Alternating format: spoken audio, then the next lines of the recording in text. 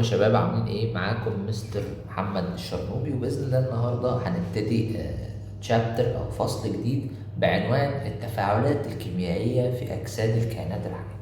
طيب، بفرض ان انت خلاص وصلت للليفل دوت، فمعنى كده او وصلت للفيديو ده للحصه دي، معنى كده ان انت عديت بالاربع بوليمرات بتاعتنا.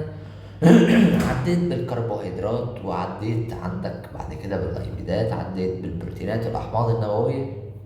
وجه الوقت دلوقتي ان انت تفهم ازاي الحاجات دي تتفاعل مع بعضها جوه الجسم.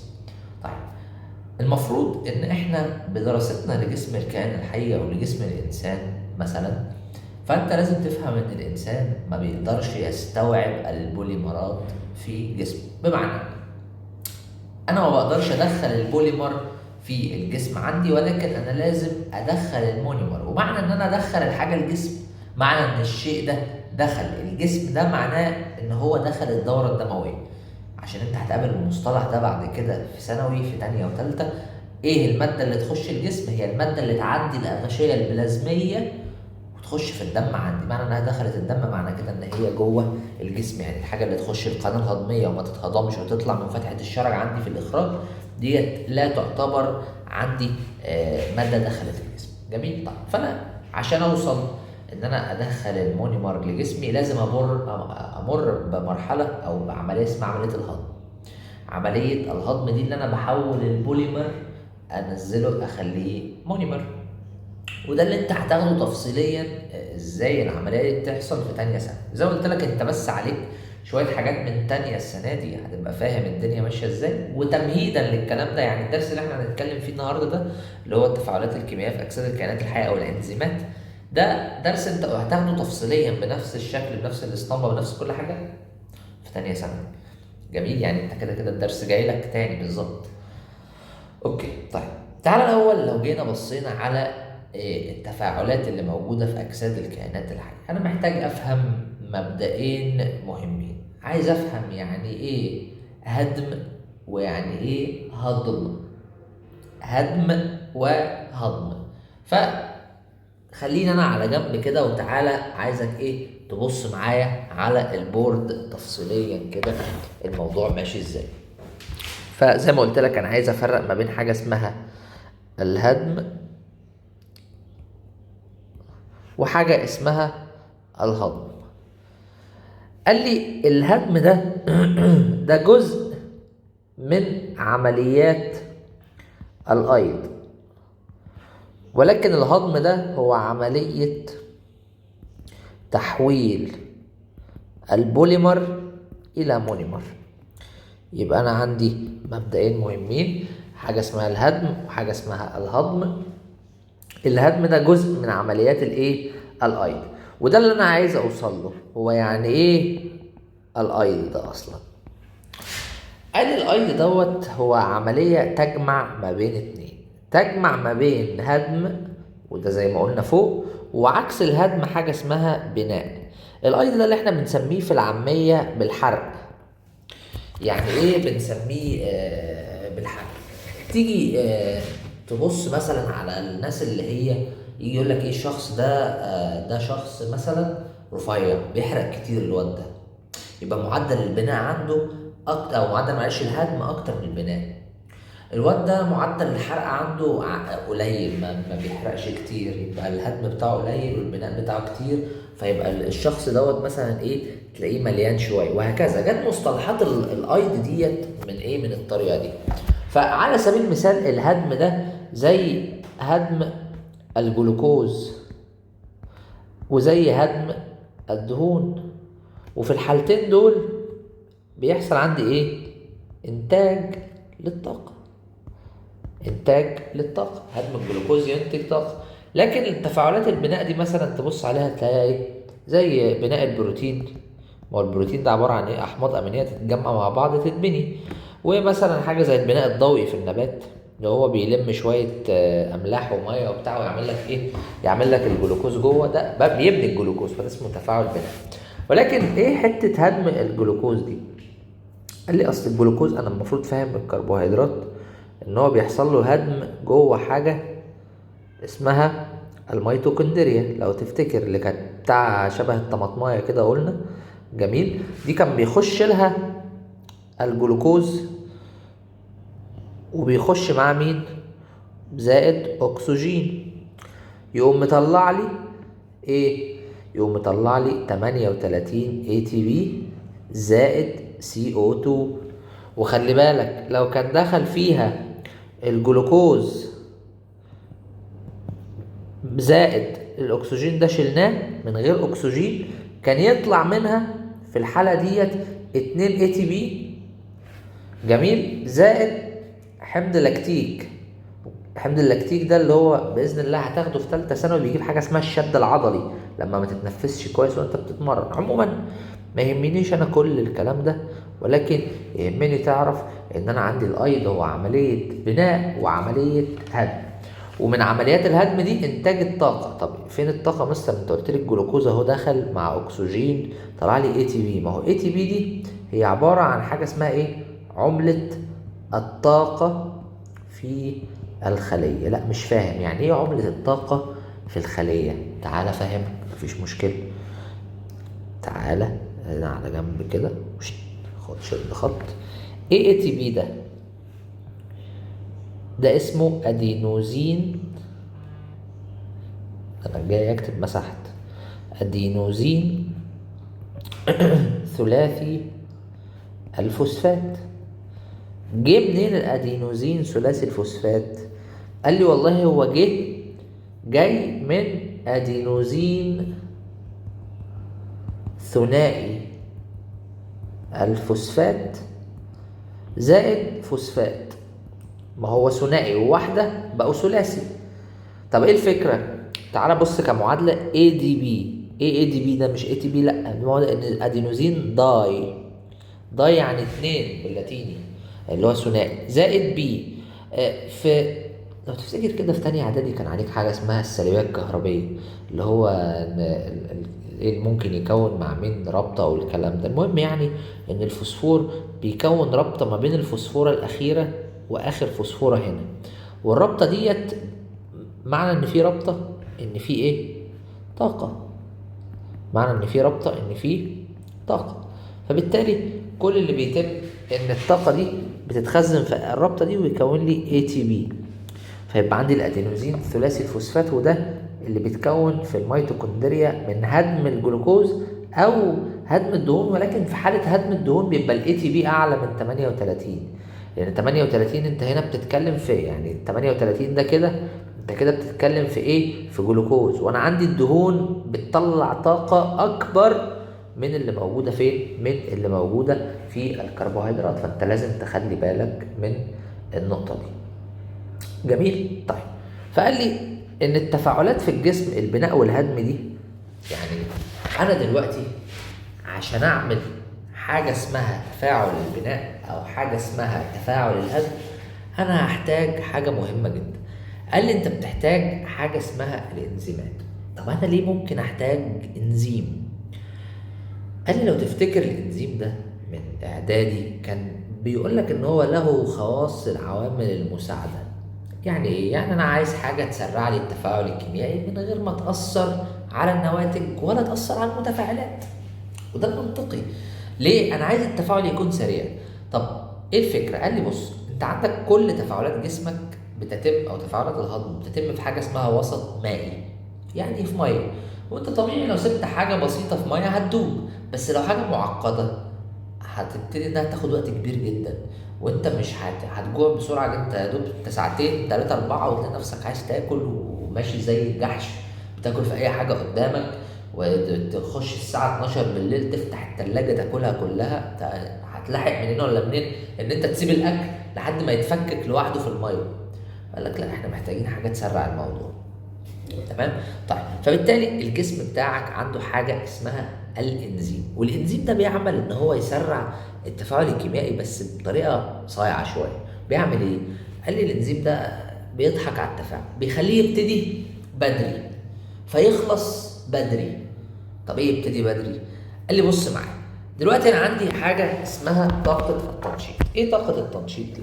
قال لي يعني مثلا لو رسمت منحنى كده وادي منحنى تاني كده، ده كده طاقة التنشيط وده التفاعل. واحط لك على جنب اقول لك ايه هي طاقة التنشيط كتعريف. يعني هتلاقي ان هي عبارة عن الطاقة اللازمة لبدء التفاعل. يعني التفاعل مش هيبتدي الا عند طاقة معينة. على سبيل المثال التفاعل ده مثلا كده مش هيشتغل غير هنا. اوكي، يعني لحد اول ما يوصل هنا كده دي بداية التفاعل. طب الانزيم بيعمل ايه؟ قال لك الانزيم بكل هدوء يوم جاي يخليه يبتدي بطاقة تنشيط اقل فيخلص بسرعة. يعني كده طاقة التنشيط هنا ده كده بعد اضافة الانزيم. هو الانزيم اللي بيعمله ايه؟ يقلل طاقة التنشيط ينزلها لحد هنا. فالتفاعل الزمن بتاعه او التفاعل او الزمن بتاع التفاعل حصل فيه ايه؟ خلص بدري بعد ما كان بيخلص هنا. لا والله احنا هنخلص هنا بدل هنا، فده كده بدري. يبقى هو قلل من الوقت اللازم لايه بداية التفاعل، او قلل من الطاقة اللازمة لبداية التفاعل فقلل الوقت بتاع التفاعل، فبالتالي كده التفاعل بقى عندي تفاعل سريع. تمام. فلو جيت تبص كده على ايه هو الانزيم اصلا، الانزيم بقى كده بص قال لك ايه الانزيم ده؟ هو عبارة عن عوامل مساعدة او حفازة حيوية. يعني ايه حيوية؟ يعني بتتكون في الكائنات الحية. طيب تتكون من ايه؟ تكوين المادة بتاعت الانزيم ايه؟ مواد بروتينية. دائما خلي بالك، يعني هي دايما بروتين، يعني دايما بتتكون من احماض امينيه. طب ازاي؟ عموما بتعمل ايه؟ وتعمل على زياده سرعه التفاعلات الكيميائيه. طب فين؟ في الكائنات الحيه او عموما في الخليه، لان كل الكائنات الحيه عباره عن ايه؟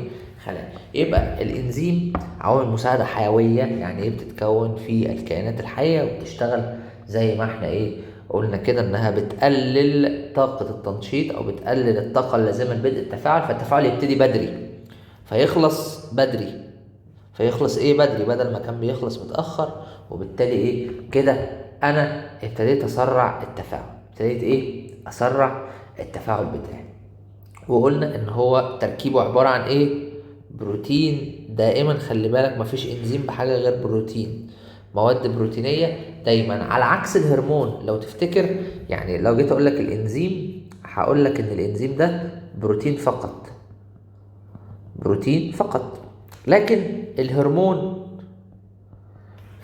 ممكن يكون بروتين او استرويدي. ايه استرويدي ده؟ اللي هو دهني. يعني ممكن الهرمون يبقى حاجتين، لكن الانزيم بروتين فقط. وخلي بالك منها والله مهمة قوي.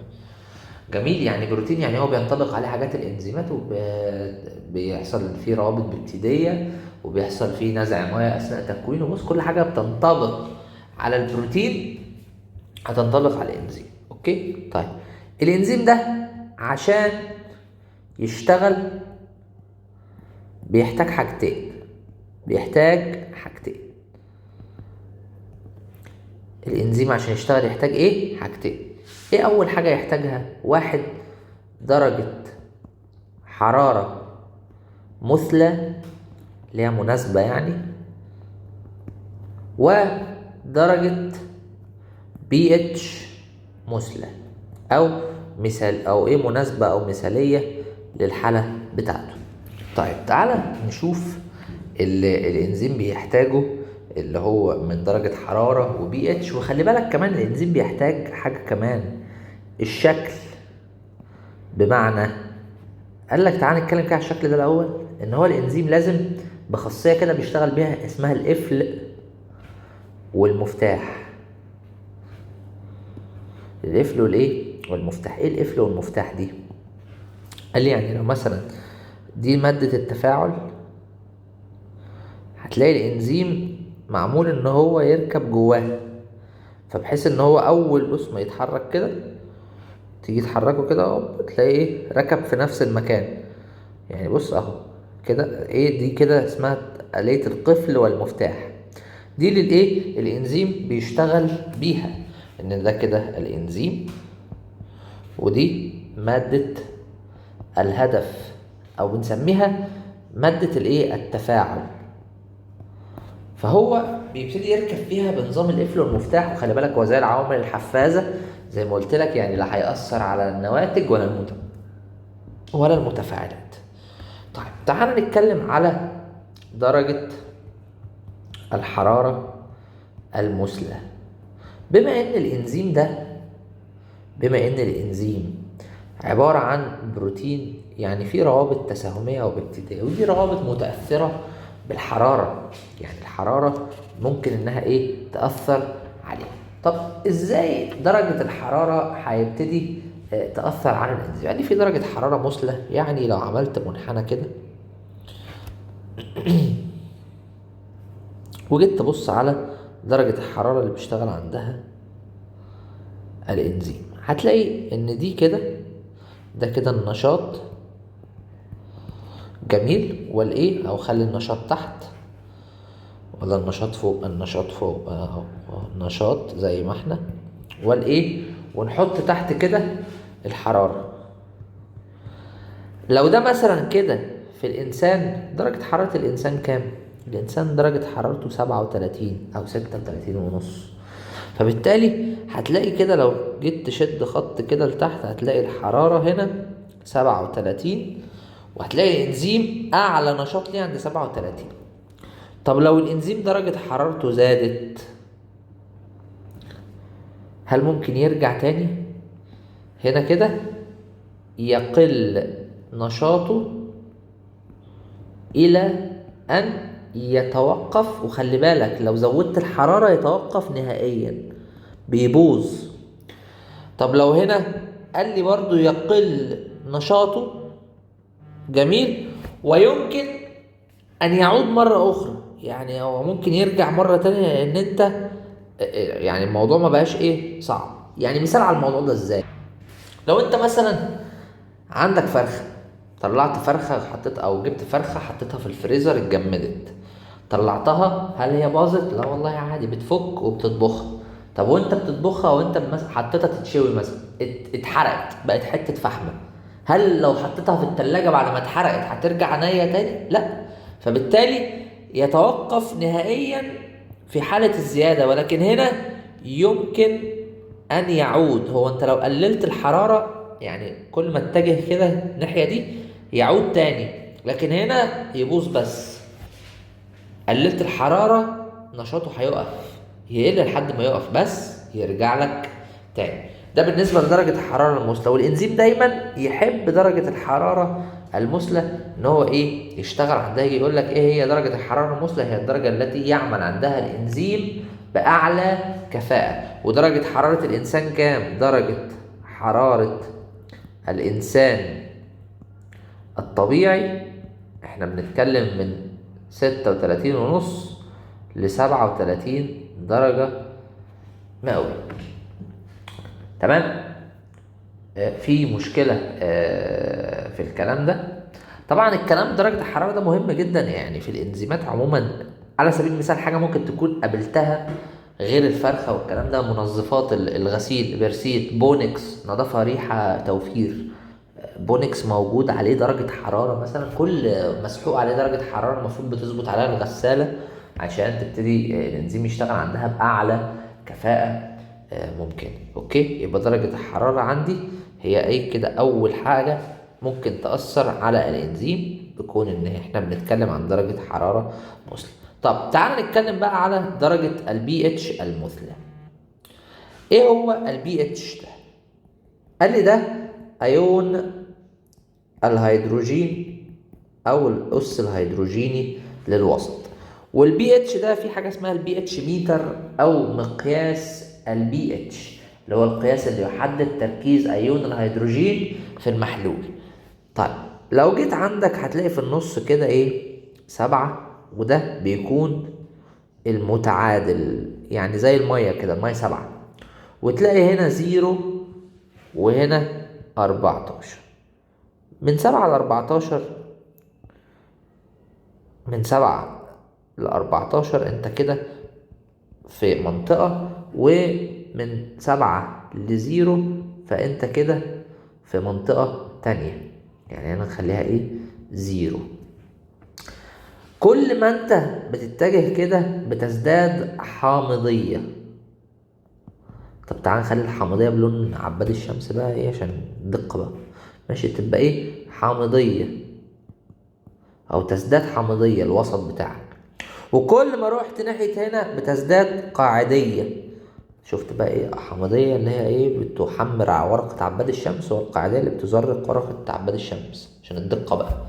والمتعادل ما بيغيرش عباد الشمس، ما بيغيرش لون ورقة عباد الشمس. تمام. طيب البي اتش عندي مختلف ازاي في الاوساط المختلفة. فبيقول لي ان لو تفتكر الحمض الاميني، او ازاي بقى الانزيم يعني هيشتغل في وسطين مختلفين. قال لي الحمض الاميني هو كان اسمه حمض عشان فيه كربوكسيل، واميني عشان فيه مجموعة ايه؟ امين. فهنا بيكون فيه NH2 وهنا الكايل، في هنا كده حامضي وهو هنا قاعدي. فتيجي تقول ايه يعني؟ هو فيه الاتنين. فهو كون ان هو داخل في تركيب الانزيمات، فمعنى كده ان الانزيمات هتتاثر بالحامضيه والقاعديه، وده سبب تاثرها بالبي اتش. جميل. اديني مثال. قال لك مثلا يعني لو انت جيت تبص على انزيمات الجسم، مثلا عندك انزيم الفم، هتلاقي الفم البي اتش بتاعته ب7.4. طب الفم فيه انزيم ايه؟ انزيم اسمه الاميليز. طب الاميليز ده يعمل لي ايه؟ الاميليز ده ياخد النشا يحولها الى مالتوز اللي هو السكر الثنائي. طب انزل شويه على بعد الفم هتلاقي ايه؟ المعده البي اتش بتاعتها من 1.5 ل2.5. طب ارجع للبي اتش ميتر، 7.4 ده كان هنا، يبقى ده قاعدي. 1.5 ل2.5 هنا كده يبقى حامضي. تمام. البي اتش 1.5 ل2.5 فيها انزيم اسمه الايه؟ البيبسين. بيعمل ايه البيبسين ده؟ بيحول البروتين لحاجة اسمها عديد بيبتايد، ودي كانت الطريقة اللي يشتغل بيها على هضم الايه؟ البروتينات. تيجي بعد كده للأمعاء. الأمعاء البي اتش بتاعها يعني من 7.5 ل8. من 7.5 لإيه؟ ل8. طب الأمعاء دي فيها إنزيم إيه يا معلم؟ قال لك ورقة وقلم واكتبي معايا يا ست الكل. التريبسين، وفيها كمان الأميليز، أو بيتفرز فيها التريبسين وبيتفرز فيها الأميليز، وبيتفرز فيها حاجة اسمها البيبتيديز، وحاجة اسمها اللايبيز، وحاجة اسمها السكريز واللاكتيز والمالتيز. كل دول كده بيشتغلوا عند بي اتش 7.5 ل8. بسبب ايه البي اتش بتبقى متغيره؟ ده انت تقول لي المعده بعد الامعاء على طول ازاي البي اتش فوق حامضي وهنزل تحت الاقي قاعدي؟ بسبب ان بيبقى في حاجه اسمها NHCO3. هتفهم الكلام ده في حاجه اسمها العصاره البنكرياسيه، وهتفهم ان التريبسين والاميليز واللايبيز جايين منها. بيعمل ايه التريبسين ده يا معلم؟ بي اتش كده كده بتاعته 8. بيحول البروتين الى عديد بيبتايد. تحس ان هو زي مين؟ زي زميله البيبسين، بس ده في وسط حامضي وده وسط قاعدي. والاميليز يحول النشا برضو الى مالتوز، برضو يعمل على ان هو يخلي النشا سكر ثنائي. البيبتيديز ياخد عديد البيبتايد بقى، بص عكس الايه؟ التريبسين، يحوله الى احماض امينيه. خلي بالك الكلام ده راجع لك تفصيليا في تانية ثانوي. الكلام ده مش عليك على فكره، الانزيمات اللي انا بقولها لك والاوساط دي بس هو ذاكرها لك في الاسئله، فانا بقولها لك بحيث ان انت لو ذاكرتها خير وبركه، ما ذاكرتهاش فكر بقى في السؤال. اللايبيز بيعمل ايه؟ بياخد الدهون يحولها لحاجه اسمها احماض دهنيه اللي هي المونيمر بتاعها يعني. والسكريز ده ياخد السكروز يحوله لجلوكوز زائد فركتوز يحوله للمكونات الأولية بتاعته، واللاكتيز ده ياخد اللاكتوز يحوله إلى جلوكوز وجلاكتوز، وعندك المالتيز ده ياخد المالتوز يحوله لاتنين جلوكوز. وده اللي كان بيحصل عندي فين؟ في الامعاء. يبقى انا كده ده بالنسبه للانزيمات او امثله الانزيمات اللي بتشتغل في بي اتش مختلفه. وخلي بالك من نقطه مهمه، بي اتش الدم بيساوي 7.4، يعني اي حاجه ماشيه في الدم بتتاثر، او مش اي حاجه ماشيه في الدم، اي حاجه ليها علاقه بتركيب الدم بتتاثر عندي بدرجه البي اتش الايه اللي هي 7.4. طب ايه تاني يأثر على الانزيم غير البي اتش والحرارة؟ قال لي حاجتين بس تحسهم بديهيات كده. قال لي حاجة اسمها تركيز الانزيم، وحاجة اسمها تركيز مادة الهدف او مادة التفاعل. يعني ايه الكلام ده؟ يعني انا دلوقتي لو جيت افسر الموضوع، يعني ايه تركيز مادة الهدف ويعني ايه تركيز الانزيم؟ هديك مثال. انزيم البيبسين اللي انا لسه واخده ده، الانزيم البيبسين ده المفروض ان هو بيهضم البروتينات. طب افرض انزيم البيبسين ده انا دلوقتي جبت ملي بيبسين ويعني وحته لحمه صغيره خالص، هيحول حته اللحمه دي لعديد بيبتايد، صح؟ هو كده هضم البروتين حوله لعديد بيبتايد. طب تخيل معايا نفس الكميه اللي هي نقطه البيبسين دي جبتها على فخده بقره، هتعمل ايه؟ هي هتجيب اخرها، يعني هي هتفضل شغاله لحد اخر نفس فيها ان هي تهضم الايه الحاجات بس، وبعدين خلاص مش هتشتغل لان تركيز الانزيم ما بقاش مناسب لتركيز ماده الهدف. لازم يكون في نسبه وتناسب ما بين تركيز الانزيم وماده الهدف. يعني لو تركيز الانزيم عالي جدا هيبقى الموضوع سريع جدا، لان يعني الانزيم هيستهلك ماده التفاعل بسرعه. ولكن على العكس لو تركيز ماده الهدف هو اللي عالي جدا التفاعل هيقل. ليه؟ او معدل التفاعل هيقل، هيبقى بطيء. ليه؟ عشان خلاص بقى كده الانزيم عندك بقى مش قادر، ما فيش القوه الكافيه ان هو يغطي كل الايه الكميه اللي قدامه دي. فتركيز الانزيم وتركيز ماده الهدف مهمين جدا في ان انت تعرف العوامل المؤثره على الانزيم. بالنسبه للجزء بتاع الانزيمات ده، خلي بالك في افكار كتيره جدا في الانزيمات. واجب الانزيمات واجب مهم قوي قوي قوي. الاخطر والمقالق، مسائل وافكار واسئله بجد يعني فيها درس جديد. يعني لو تاخد بالك احنا اصلا مش هنشرح بعد الدرس ده، بعد كده هناخد زي حصص حل، لازم نفضل نحل على الجزء ده. يعني الجزء بتاع الانزيمات دي ما ينفعش نسيب سؤال في الانزيمات الا واحنا عاملينه. واحنا عندنا شيت مراجعه على الانزيمات هنحطه في الاخر، او عموما بعد ما نراجع الواجب ونمتحن على الجزء اللي فيه الانزيمات ده، شيت ناري كل افكار الانزيمات، كل اللي انت ممكن تحتاجه عن الانزيمات. البي دي اف كمان بتاع الحصه ده مهم. لو انا ما نزلتوش او ما لقيتش لينك للبي دي اف، خش على الواتساب على طول ابعت لي، ابعت لك البي دي اف بتاع البورد بتاعتنا ديت، يعني بحيث ان انت تبقى ايه عارف الدنيا بتاعتك ايه. رقم الواتساب اللي شغال عندك 010 160 92 639. كده نكون وصلنا لنهاية حصتنا. زي ما انت فاهم الدنيا، الجزء ده بيكون المفروض بعديه شيت، ده في حالة ان انت بتسمع على اشطر. لكن لو على يوتيوب مش عارف لسه الحلقة ديت او الحصة دي هتنزل على يوتيوب او لا، بس لو على يوتيوب ف يعني الكلام ده اللي بتوع منصة اشطر هتخش هتلاقي فيه شيت للجزء ده. طبعا الكلام ده هتلاقيه بي دي اف موجود عندك.